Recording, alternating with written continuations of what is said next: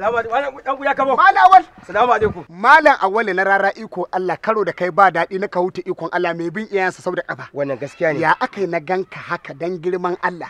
Ai malam dan kuya kabo.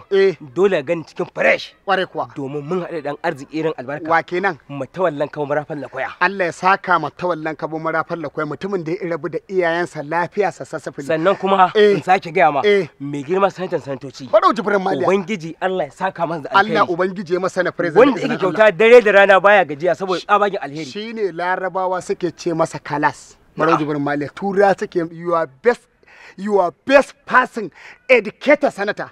Shine mutumin da yake sanatan arewa ko kuma ce sanatan Najeriya shine sanatoci suke koyi da shi. Wannan gaskiya ne. Kuma shine sanar president da izinin Allah. In sake gaya maka. Ya taimaka. Ya taimaki iyayena. Ya taimaki yan uwana kuma ya taimaki abokan sana'a. To ba za ka san wane ne matawalla ba. Wa baka san wa ake nufi da baba Umar matawallan Kabo marafan da koya ba. Shine sarki a gaban sarki. Shine sarki a Kabo, shine sarki a Alakwaya. Tsaya ka jin gaya maka gida ibi iraba mutane shinkafa, ibawa mutane yadi, iraba mata shadda, iraba mata atamfa. Tsaya ka jin gaya mata wallan ka ba marafan lakoya mu ba abin da zamu ce masa a wannan yanki na Kano ta Arewa. Wannan gaskiya. Sai dai Allah ya saka da alkhairi. Ko mai girma sanata baya kusa. Baba matawalli. Hannunsa ina zuwa. Hannunsa ina zuwa. To shi wakili na gari.